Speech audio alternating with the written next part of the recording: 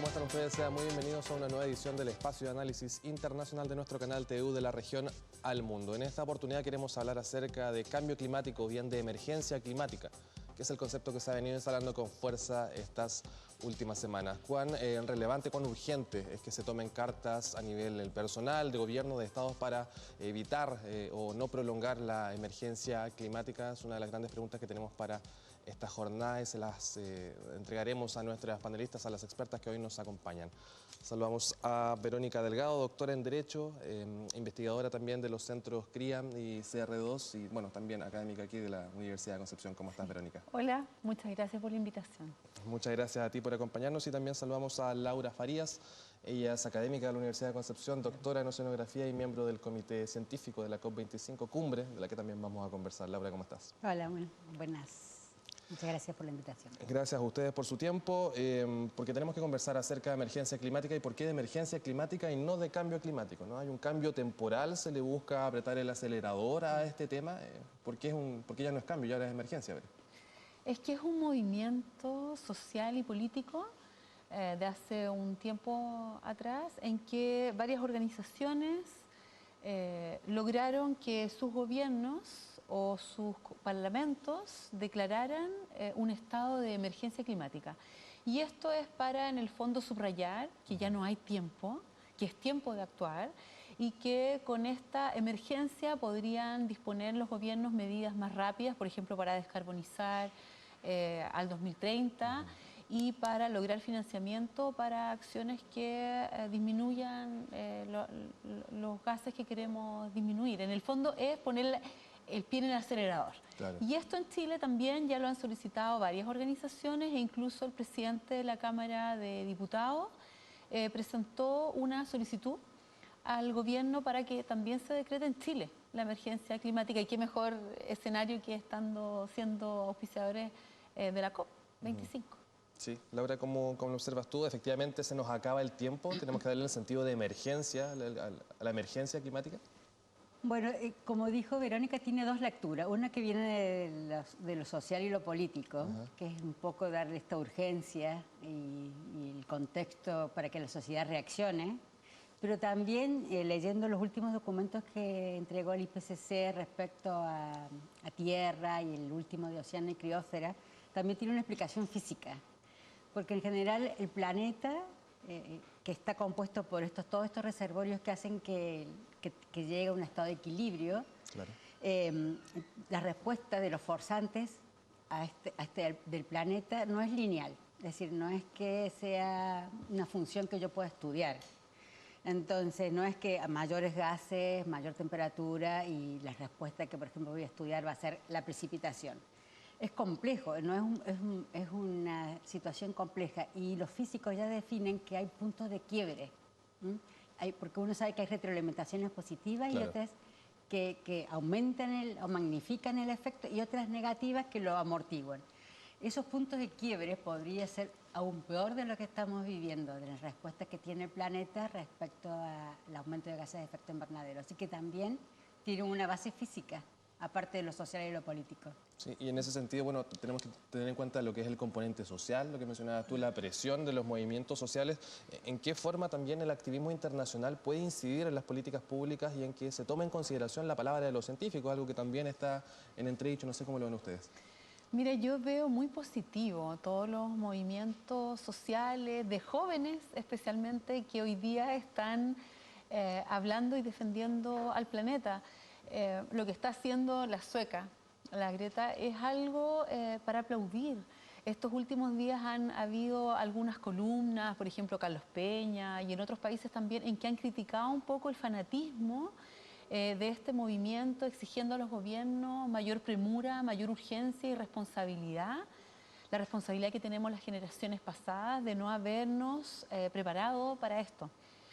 Y eso yo lo encuentro muy desagradable, porque... Por decirlo menos. Por decirlo menos, porque en el fondo hay que agradecer a que esta juventud activista, por cierto, tenga un poco de fanatismo, porque si eres activista, eres eso. Y ellos en el fondo están logrando mover al mundo, que la gente empiece a darse cuenta que es el cambio climático, que tenemos responsabilidades. Y yo agradezco en el fondo estas intervenciones que hace la juventud, que está en todo el mundo moviendo el tema del cambio climático. Y en Chile yo esperaría que empezaran a surgir también, ojalá líderes tan jóvenes como ella, que tiene 15, 16 años, ojalá que tengamos líderes como ella.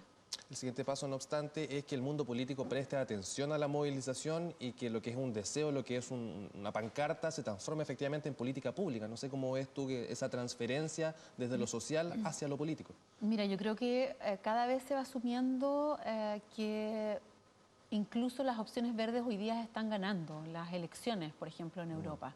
Y por lo tanto tendería a pensar que los políticos de Chile también van a empezar a escuchar a todos estos votantes que estamos reclamando por una mayor respuesta o por una respuesta más rápida y sobre todo una respuesta que tenga que ver con lo que dice la ciencia. Es decir, lo que dice la Greta, los activistas, los de emergencia climática, dicen reaccionemos, pero ¿cómo? Ellos nos dan un camino, escuchemos a la ciencia. Y ese es el mensaje más importante de todos estos movimientos. Los políticos tienen que tomar las decisiones, para eso lo hemos elegido, pero ahora les estamos exigiendo que escuchen a la ciencia.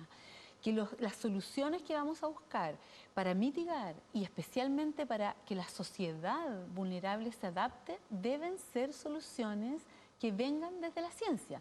Y cuando la ciencia no tenga una respuesta, porque no para todo la ciencia tiene una respuesta, tenemos que aplicar el principio precautorio. Es decir, mientras exista incerteza científica hay que tomar una medida preventiva para proteger al ambiente y para proteger a las personas. Mientras no exista certeza hay que frenar. No hay que tomar decisiones como, por ejemplo, la carretera hídrica, que se está hoy día conversando como una solución a la sequía, que puede ser una mala decisión, una mala adaptación de Chile. Hay que escuchar a los científicos. Y cuando los científicos no tengan una respuesta, hay que tomar precaución, no tomar decisiones que nos pueden costar caro. Sí, efectivamente, Laura, imagino que compartes la visión de Verónica, pero bueno, escuchar a los científicos también en tiempos de negacionismo, que incluso negacionistas del cambio climático han llegado a gobernar países, como sucede con Brasil, como sucede con Estados Unidos, también supone un desafío aún mayor para el mundo científico, ¿no? ¿Cómo ves tú también ese trabajo que hay que hacer de contagiar al mundo político y de ser escuchado, que la política pública tenga una base científica? Bueno, sí, también totalmente de acuerdo que haya activismo y movilizaciones en pro del ambiente. Y yo creo que sí, las crisis ambientales ahora son un tema. No sé, no soy socióloga, pero pienso que es un tema que la sociedad cada vez está más empoderada. Y a lo mejor no eran los problemas sociales del siglo XX, pero para el siglo XXI yo creo que todos deberíamos estar preparados para superar estas crisis ambientales de una forma muy adecuada y necesaria. Entonces, pero sí también siento que ni el mundo político ni el mundo científico también ha realizado diálogos y conexiones necesarias. A lo mejor los científicos y el mundo académico tienen un lenguaje y tampoco se toman los espacios para presionar o por poner temas en la agenda nacional. Es un defecto que me adjudico del mundo académico. Y los políticos indudablemente tienen otras agendas y no se han acercado suficientemente al mundo académico para ver algunas evidencias y embanderarse por ellas. Entonces, indudablemente lo que está haciendo la juventud yo la aplaudo. La aplaudo porque es lo que se hacía falta. Y yo creo que eso tiene un efecto multiplicador y contagioso. A la larga todos nos vamos a dar cuenta de que hay que movilizarse, hay que tomar acciones. Así que lo agradezco que venga de los jóvenes y parece ser que también le da mucho crédito a los jóvenes. Sí, sí, efectivamente. Y sabes que esta discusión del rol de la ciencia en relación al cambio climático no es un tema en el fondo que nos divida solo acá en Chile, porque en la última reunión preparatoria previa a la COP25 tampoco hubo consenso en cuanto a cuál es el rol que tienen que tener los científicos. Los países no están de acuerdo, hay quienes quieren que estos informes del IPCC sean prácticamente vinculante para determinar las políticas públicas de los países y en cambio otros países no lo ven tan así. La COP25 que se va a realizar en Chile tiene ese eslogan, es decir, el gobierno ya ha manifestado que es partidario, es del grupo de aquellos países que sí le quieren dar un rol relevante a la ciencia con el eslogan "La ciencia no se tranza". Y creo que el que tengamos por fin un Ministerio de Ciencia y un ministro que hasta ahora está como bien comprometido con las actividades del cambio climático es esperanzador. ¿Cómo se explica eso en un contexto también del Tratado de Escazú y la negativa a firmarlo? Bueno, no se explica mucho. De hecho, ya hemos escuchado a muchos especialistas de que hay una cierta incongruencia en la conducción un poco de la política exterior de Chile, porque Chile lideró el acuerdo de Escazú, la negociación del acuerdo de Escazú prácticamente por 2 años, que es un acuerdo, el primer acuerdo vinculante para América Latina en medio ambiente, porque es un acuerdo que propone mejorar los estándares en el acceso a la información ambiental, mira qué importante en cambio climático, por ejemplo, en participación ciudadana y en acceso a la justicia. Y tiene un cuarto pilar nuevo, que es distinto al acuerdo que existe en Europa, que es similar, que es la defensa de los defensores ambientales, de aquellos que defienden el medio ambiente. Y Chile lo lideró por años la negociación. Y el día de la firma, Chile decide, en el gobierno del presidente Piñera, este gobierno, no firmarlo. Y eso, a nivel internacional, ha sido muy criticado afuera y adentro de Chile. No se entiende por qué el país de la COP, que está dando un espaldarazo a que la gente se informe y participe y tomemos decisiones consensuadas en materia de cambio climático, no quiere firmar este acuerdo, que es un acuerdo de medio ambiente y de derechos humanos y que va a fortalecernos como país sin duda. Los argumentos que se han dado además han sido distintos, han sido muy criticados. Se dijo primero que poníamos en riesgo la soberanía del país porque hay una norma en cooperación ambiental que dice que entre los países, los estados parte, se prestará colaboración y se prestará una especial atención a aquellos países más vulnerables, incluidos aquellos que no tienen litoral, donde podría estar Bolivia.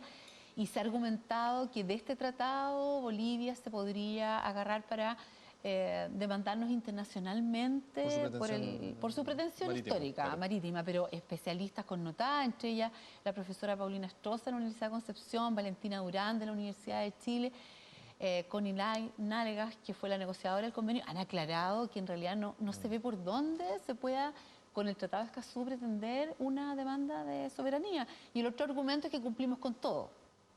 Lo que no es así, en mi humilde opinión, sobre todo en acceso a la información. Por ejemplo, en Quintero Puchuncaví todavía no sabemos, la comunidad no sabe qué gases los intoxican. Pero si incluso si fuera que cumpliéramos con todo, ¿cuál es el problema de firmarlo entonces? Eso, antes de la COP, debería cambiar, debería el gobierno firmarlo. Sí, sin duda alguna. Tenemos que hacer una breve pausa comercial. Al retorno hablamos de la COP25, cuáles son los desafíos que asume nuestro país al albergar esta importante cumbre internacional. Usted no se despegue de nuestra sintonía.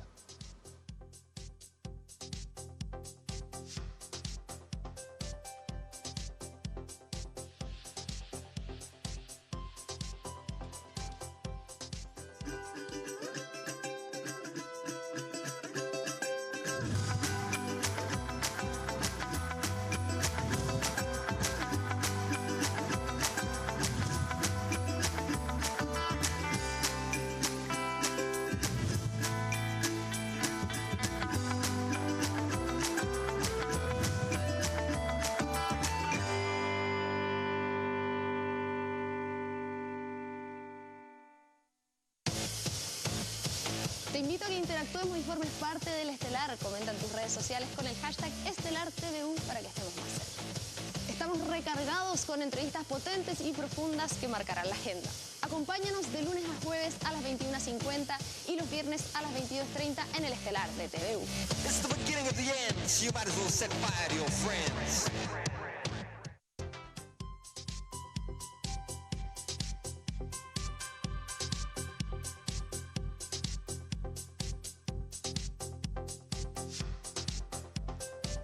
Seguimos haciendo de la región al mundo por TVU. Nos quedó pendiente hablar acerca de la COP25. Laura Farías, tú eres parte del comité científico, en coordinación también de lo que va a ser la mesa de océanos, si no me equivoco. Gracias. ¿En qué consiste la COP25? Partamos desde lo más elemental y cuáles son los desafíos que le supone a nuestro país albergar esta importante cumbre.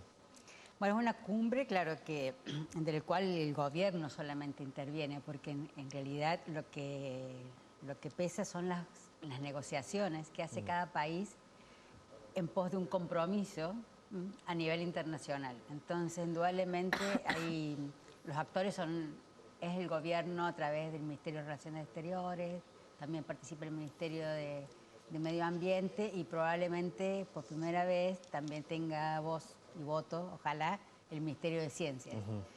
Pero a esta cumbre hay que darle contenidos y también sumar las evidencias. Entonces, muy contingente con la creación del Ministerio de Ciencia, el mismo ministerio, el ministro tuvo la idea de hacer un comité científico, liderado, coordinado por algunas personas, pero donde toda la comunidad participa, toda la comunidad voluntaria, así que ha sido como un experimento para Chile, algo muy filantrópico, y yo veo y siento que la comunidad científica quiere participar, quiere hacer escucharse, quiere dar evidencia, quiere colaborar.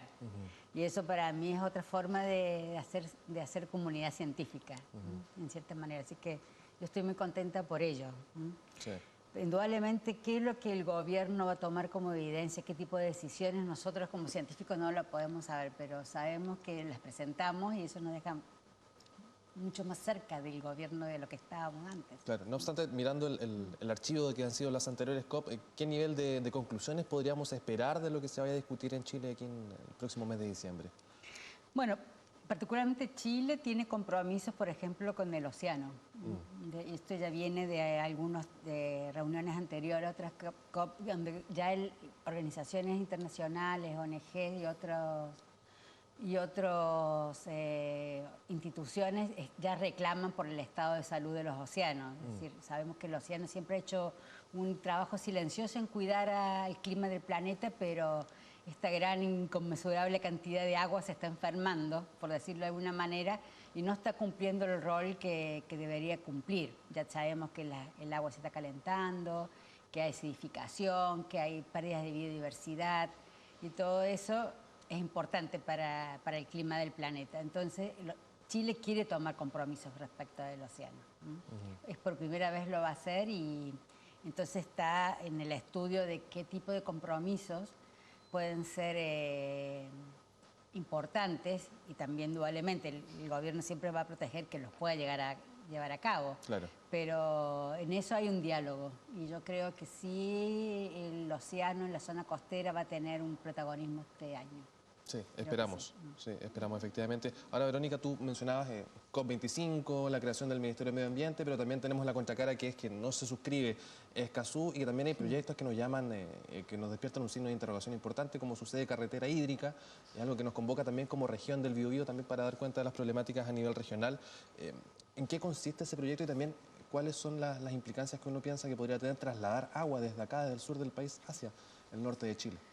Mira, la discusión en torno a la carretera hídrica se da en un contexto de sequía, de escasez hídrica que está afectando al país, donde sin duda el cambio climático tiene su cuota de participación, pero en mi opinión también ha sido la gestión que le hemos dado al agua hasta ahora, una gestión no sustentable, la que nos ha llevado a esta situación. Y frente a una vulnerabilidad como la que estamos viviendo, los países tienen que adaptarse a una nueva realidad y buscar soluciones. Y en esta búsqueda de soluciones es donde nosotros decimos hay que escuchar a la ciencia y no adelantarse. Las soluciones que hasta ahora el gobierno comprometido pasa por las tradicionales que nosotros hemos tenido, los embalses, estamos avanzando ahora en desalinización, pero también la ciencia nos dice que tenemos que ver el tema de la salmuera y otra de las soluciones son la recarga artificial de acuíferos que el CRIAM, el Centro de Agua para la Agricultura y la Minería de la Universidad de Concepción está estudiando ya desde un tiempo y la carretera hídrica. Hay dos proyectos de carretera hídrica, una que sacaría el agua y se la llevaría al borde de la desembocadura y hay otro que lo sacaría de una zona mucho más arriba en la cuenca. Ambos fueron presentados, quieren ser evaluados ante el Ministerio de Obras Públicas para que se decida su interés nacional, es decir, la importancia como para que ya se hagan los estudios para llevarlo a cabo.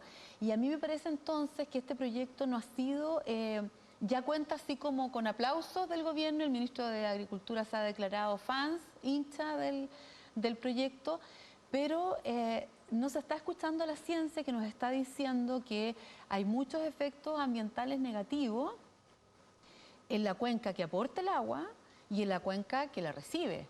Porque si pensamos en la cuenca del Biobío, investigadores connotados ya han señalado que la cantidad de agua disponible en el río Biobío ha disminuido en los últimos 30 años. Claro.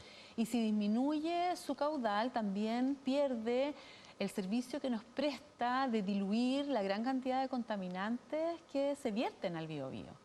Y si nos van a sacar agua entonces del Biobío para otras actividades, eso va a repercutir en que se van a deteriorar los ecosistemas que dependen del Biobío, en que va a perder su caudal de dilución, y como nos enseñó Laura en su excelente cápsula, el agua no se pierde en el mar, van a perderse además todos los nutrientes que hacen del borde costero y de los ecosistemas marinos costeros ecosistemas valiosos. La pesca depende en parte también de estos nutrientes, entonces no hemos evaluado bien ni ambientalmente ni socialmente los impactos de este proyecto, y el énfasis por ahora en el gobierno es hacer una evaluación económica de él. Se está considerando en esta evaluación la pérdida de los ecosistemas en la región nuestra. ¿Se le pone número a esa pérdida ecosistémica y social? No, yo creo que no. Entonces es cuestionable este proyecto. ¿Cuán frágiles somos, Laura? Si pensamos en proyectos de esta envergadura, en que en San Pedro de la Paz hay que convocar un plebiscito para ver si se construye un centro comercial sobre un humedal o no. Más encima el plebiscito no alcanza el quórum mínimo. Vamos a ver qué es lo que sucede con la manifestación de estas cerca de 15.000 personas que votaron hace pocos días. Yo creo que la pregunta es esa, ¿no? ¿Somos capaces de discurrir nosotros mismos o los gobiernos de qué es lo bueno para nosotros, de qué es lo legítimo? ¿Somos capaces nosotros mismos de cautelar nuestro propio bienestar? Eso es difícil. Yo creo que depende de la persona, de su bagaje cultural, social, de su compromiso con el ambiente, pero yo creo que sí hay sensibilidades, como esas 15.000 personas que votaron a favor del plebiscito y que participaron en un proceso participativo. Así que yo creo que sí, cada vez hay más sensibilidad ambiental. Yo, como les decía, es decir, ya el ambiente es parte de nuestra preocupación.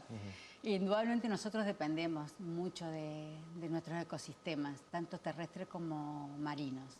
Y si lo estamos dañando, no solamente tenemos problemas locales, sino también tenemos problemas de la región y problemas globales. Entonces, es muy importante considerarlos, porque al final yo entiendo que el problema del agua es para la sociedad, es para la persona que necesita el agua, pero cuando en juego entran intereses económicos, la minería, la agricultura, y en la región tenemos personas que no tienen agua. Claro. A mí me hace mucho cuestionamiento que este tipo de estudios, este tipo de propuestas tengan esta carretera rápida, por decirlo de alguna manera. No debiera ser así. Los ecosistemas, también hay pescadores, también hay personas en la zona costera que necesitan esa agua, y tienen que ser estudios con todo tipo de ángulos, tanto de lo social, de lo económico, de lo ambiental y lo ecosistémico. Y tendrá mucho que ver con que la falta de agua todavía no es tema o no es realidad en las grandes urbes, en las capitales regionales, porque sí es realidad en algunas zonas de la región, pero hay que hablar de la zona centro-norte de nuestro país, donde hay una dependencia de los camiones de aljibe, de los programas de agua potable rural. Mientras eso no suceda cerca de las grandes ciudades, parece que es muy lejano aún. Sí, yo creo que también nosotros somos humanos, y si no es un problema, si yo todos los días me ducho y abro la llave y sale una buena presión de agua. Entonces, todavía eso a mí no me aflige.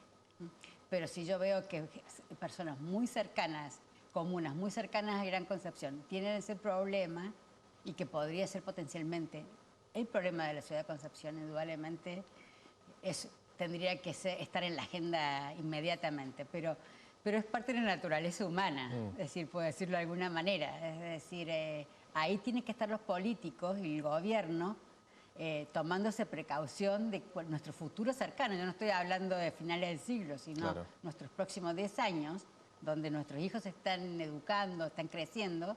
Así que el problema también va a ser de ellos como jóvenes. Entonces, sí, yo creo que es algo también que estamos en lo inmediato, que estamos viendo el día a día y no vemos el futuro cercano. Sí, es un gran mensaje, Verónica. ¿Cómo observas tú eso? Bueno, este proceso en un contexto de urgencia. También no hay tiempo tampoco de seguir dándole vueltas y es hora de tomar definiciones. Mira, el otro día Maísa Roja, que es la representante de todos los científicos, en la COP decía en una entrevista, hace 20 años que estamos dando datos y no somos escuchados. Entonces yo creo que las autoridades políticas cuentan hace tiempo con datos que, por ejemplo, nos hablaban de la escasez, de la sequía. De hecho, el CR2 entregó un informe hablando de la mega sequía y de que esto va a continuar. Y uno entonces realmente extraña una política pública seria, acompañada de la ciencia, para buscar las soluciones.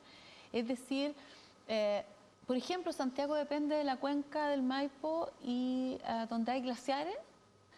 Son millones de personas las que se van a poder ver afectadas con la falta de agua, y se presenta un proyecto de ley sobre glaciares que pretende proteger a los glaciares, y el gobierno presenta indicaciones para permitir la minería en los glaciares blancos y rocosos y en otras áreas. Entonces, ahí tú como que no entiendes. O sea, realmente